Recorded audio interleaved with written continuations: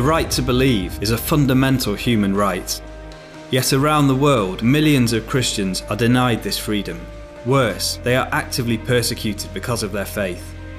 Every year, Open Doors publishes the World Watch List to wake up the world to the 50 countries where Christians face the most extreme persecution. And here are the top 5 countries on the list. The most dangerous places in the world to be a Christian. Number 5. Pakistan. Christians in Pakistan are facing unprecedented levels of violence. At least 160 Christian buildings were attacked in 2017. Over 700 Christian women and girls were forcibly married. Convert to Christianity from Islam and you bring shame upon your family. Speak up for your faith and you run the risk of being imprisoned for blasphemy. For most Christians in Pakistan, life is lived on the margins, ostracised, denied education, and restricted to the dirtiest, least regarded occupations. At number 4, Sudan.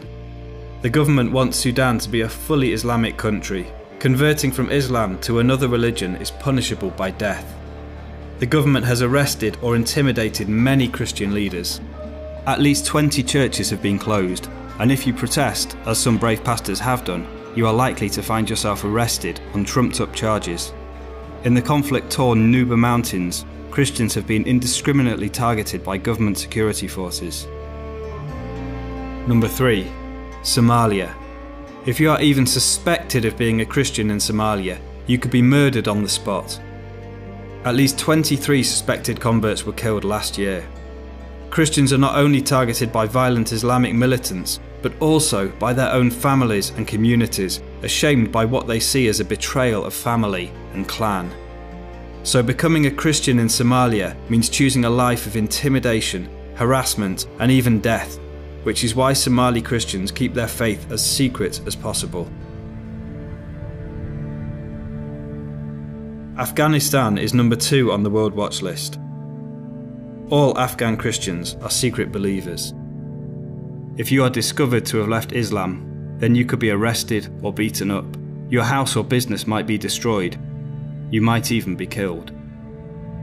Some converts are even classed as insane and sent to psychiatric hospitals. At number 1, for the 17th consecutive year, North Korea. The leaders are worshipped as gods, and Christians are considered enemies of the state. An estimated 50 to 70,000 Christians are imprisoned in brutal labour camps. So to follow Jesus here means risking everything. If you are fortunate enough to have a Bible, you must keep it hidden. You must hide your faith. Don't even tell your children in case they accidentally tell their teachers.